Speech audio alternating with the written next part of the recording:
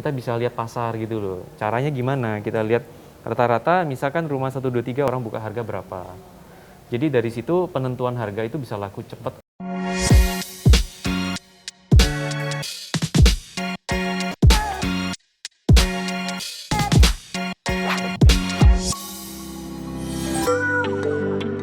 Halo Property People, apa kabar Anda hari ini? Senang sekali rasanya saya Poppy Zedra bisa hadir kembali menjumpai Anda dalam program 123 Pro Tips. Seperti biasa, kalau Anda biasa menonton program ini, kami selalu menghadirkan konten-konten, tips dan trik untuk Anda yang ingin menjadi agen properti dan juga sharing session dari para agen properti di industri properti tanah air.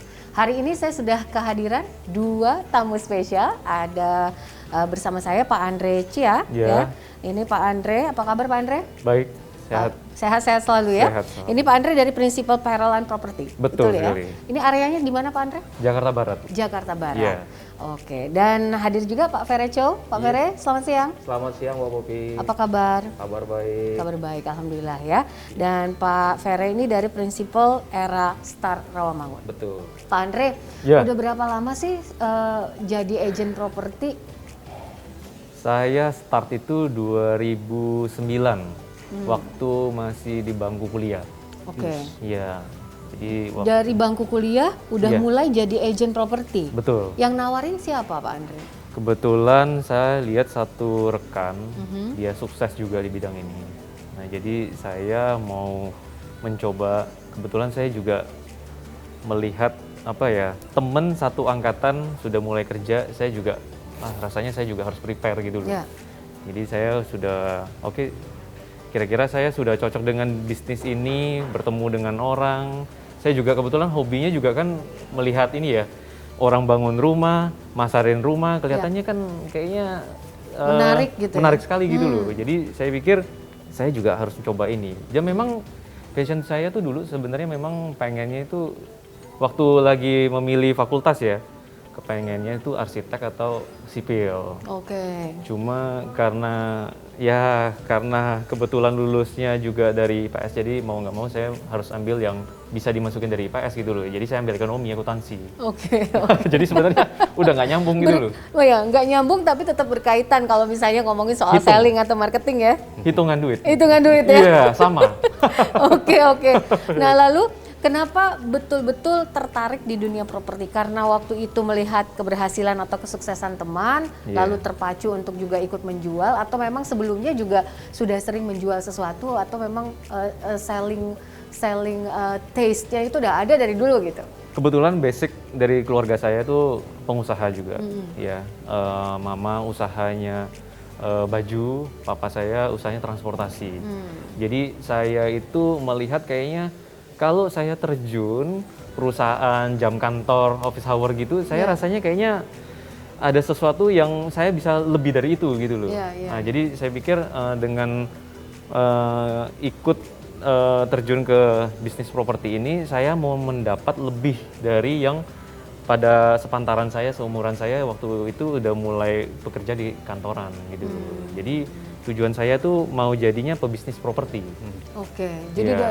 dari awal ketika memang mau menjual itu memang udah punya tujuan Tujuan ya. pengen di dunia properti. Betul. Oke. Ya, salah satunya sebenarnya gini. Di bisnis properti ini kan awalnya kan saya kan sebagai marketing saya mengikuti prinsip saya yang dulu. Ya, tapi setelah berjalan waktu setahun, 2 tahun, saya terlihat tujuannya selain jadi marketing waktu itu, memasarkan orang lain, saya juga mau punya properti yang bisa saya pasarkan juga, punya sendiri yang saya investkan gitu loh. Ya. Nah, terwujudlah pada saat itu, amin banget kita di 2012. Saya pertama kali saya punya properti, memang saya bersama temen. Nah, saya udah beli kafling, habis itu saya bangun. Pada saat pembangunan menuju lantai 2 udah laku duluan. Nah, jadi kita ya sambil berjalan sampai detik ini saya udah mulai membangun juga gitu loh beberapa properti di daerah Jakarta Barat. Jadi dibangun lalu dijual Kembali, iya Oke. gitu. Oke, menarik. Iya, arahnya ke situ sih. Baik. Kalau Pak Fere sendiri awalnya itu seperti apa akhirnya bisa nyemplung ke dunia properti? Kalau saya baru fokus dan mulai itu kita buka cabang Rawamangun tuh franchise-nya 2018 akhir. Tapi runningnya itu baru sekitar awal-awal 2019 pertengahan lah. Jadi Pak Ferry itu awalnya membeli Era Iya. franchise-nya. Jadi karena kita ngobrol dengan teman satu alumni dan dalam perjalanan kita ngeliat kok asik banget dan secara materi dan kehidupan dia sukses gitu loh. Ya. Karena waktunya banyak untuk keluarga, suka melancong sana sini, kemudian dari segi materi juga bagus. Ngobrol, akhirnya kita tahu bahwa dia adalah pemilik franchise Erastar. Nah, dalam perjalanan kebetulan sama temen juga pengen nih jual beli properti second, renovasi kemudian jual. Nah, dalam perjalanan tawarin beli franchise-nya, akhirnya kita ambil franchise-nya. Oke. Di samping kita minatnya karena dalam ikut workshop training banyak yang orang sukses itu endingnya adalah main properti. Nah, karena aset itu di properti itu cukup bagus untuk capital gain-nya gitu. Nah, akhirnya kita putuskan beli franchise Erastar waktu itu. Oke. Ketika sudah membeli franchise Erastar, langsung closing nggak? Atau butuh kayak waktu adjustment beberapa waktu ke depan gitu, akhirnya ada pembeli atau bagaimana? Nah, jujur tadi saya cerita, awalnya kita belum fokus tuh, karena saya juga di saat kita beli franchise itu, saya juga lagi kerja running satu usaha event organizer dan consulting. Oke. Dalam perjalanan, yang member brokernya Erastar, Pak Rizal info, Fer ini harus fokus. Akhirnya dalam perjalanan kita akhirnya fokus, saya lepas itu dan saya fokus ke Erastar. Nah, ada jalan sekitar 5 bulan saya closing. Dan closingnya itu alhamdulillah cukup gede, karena kenapa saya bilang tadi saya putuskan ambil properti itu karena kalau di properti itu unlimited income dan komisi. Tetapi kalau kerja sebagai karyawan atau walaupun direktur itu ada batasan income-nya. Nah, dalam perjalanan begitu saya closing itu bisa income-nya itu hampir sama dengan 10 kali gaji gitu loh. Oke. Makanya habis itu tambah semangat dan akhirnya fokus ke benar-benar dunia sampai saya ajak properti ini. istri untuk gabung juga sebagai agent. Oh, jadi Gitu. memang jadi bisnis keluarga Yes. juga begitu ya? Biar sekalian jalan, Mbak. Oke, ya sekalian jalan, Jalan karena dan bisa jalan-jalan. ngatur waktunya ya. Oke. Karena sama dengan Mas Andre tadi, kita suka passionnya itu jalan keliling dan ketemu orang. Betul. Sedangkan bisnis properti ini sangat-sangat memang harus ketemu dan jalan gitu loh. Kadang kita survei ya satu keluarga sambil 1 minggu jalan-jalan, mampir survei rumah gitu loh. Gitu Oke. sih. Baik.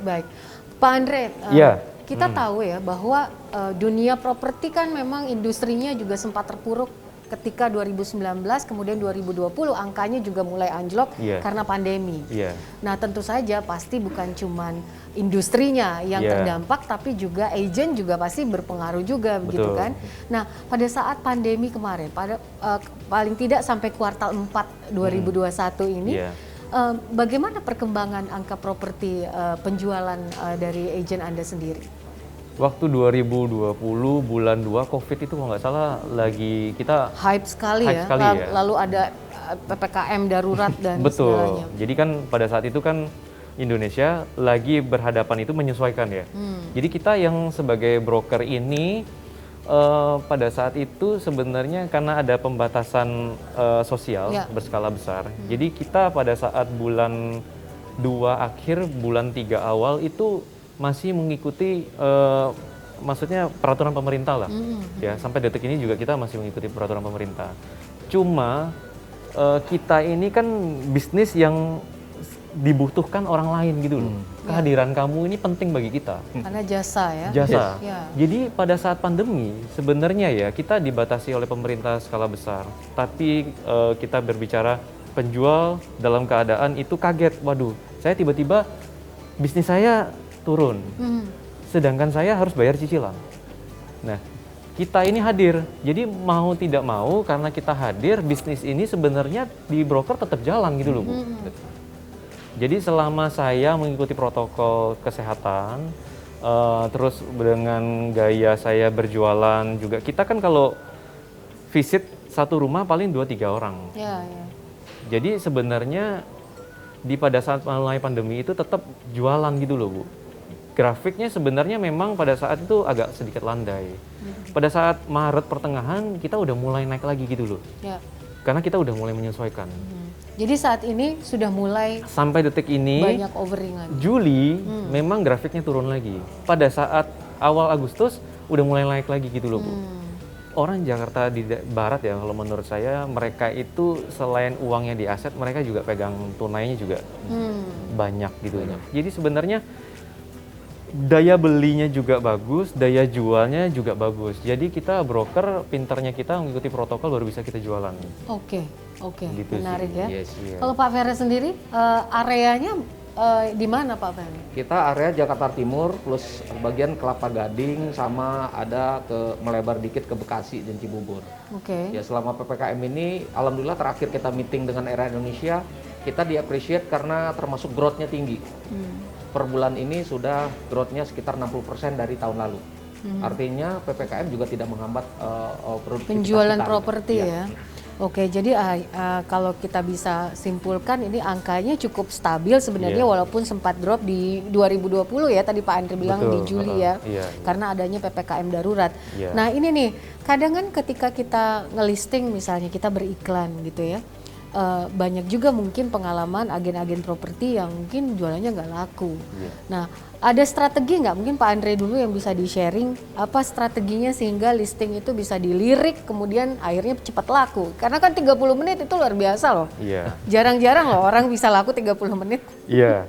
Jadi kalau pengalaman ngomong 30 menit, ya itu mungkin ya lagi rezekinya. Is a luck ya? Iya. Ya, is a luck. Keberuntungan lah ya. Jadi saya sih intinya kalau saya dapat listing, saya bilang dengan pemasaran saya tuh yang pertama saya pasang spanduk.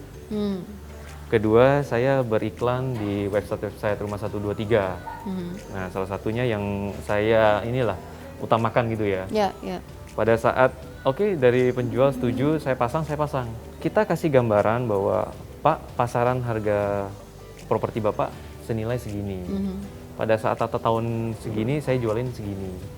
Kita bisa lihat pasar gitu loh. Caranya gimana? Kita lihat rata-rata misalkan Rumah 123 orang buka harga berapa. Jadi dari situ penentuan harga itu bisa laku cepat atau tidak sih. Yeah.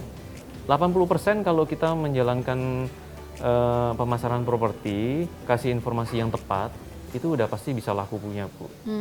Karena si penjual itu sebenarnya dia juga tidak membuka harga tapi dia nggak ngecek sekitar. Nah kita ini sebagai pembawa informasi yang betul, benar, tepat, itu properti baru bisa laku. Oke. Oke, kalau Pak Ferry sendiri apa yang bisa di-share? Kadang kan sering kita lihat listingnya udah lama gitu ya, tapi nggak laku. Nah, strateginya seperti apa ini? Oke, kalau di kita di Era itu ada namanya CMA. Ada kita melakukan CMA itu Comparative Market Analysis. Nah, kita itu sampaikan dulu ke owner, kita lakukan analisa harga. Apakah itu overprice atau underprice? Nah, setelah kita lakukan analisa, kita sampaikan kepada owner. Setelah itu, baru kita iklan, pasarkan.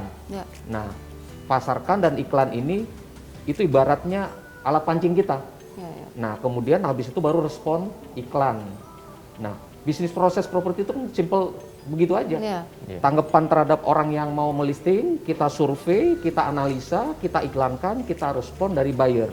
Nah, tinggal kalau harga tidak ketemu, itu baru kita ketemukan antara buyer sama si ownernya. Oke. Itu sih yang bisnis usual yang kita jalankan. Baik, selanjutnya mungkin saya langsung ke tips aja. Mungkin kalau misalnya banyak juga teman-teman yang ingin memulai begitu ya menjadi seorang agen properti dan juga bagaimana akhirnya mungkin ada juga agen properti yang sampai saat ini bermainnya masih tradisional atau misalnya pasang spanduk aja cukup gitu. Mereka akhirnya tidak mau untuk mencoba transformasi digital. Sementara kita tahu bahwa ini yang penting kan saat ini sehingga bisa laris manis Tanjung Kimpul kasarnya gitu. Pak Fer, gimana tips untuk pemirsa dan juga property people kita? Oke, kalau di kita simple Mbak Popi.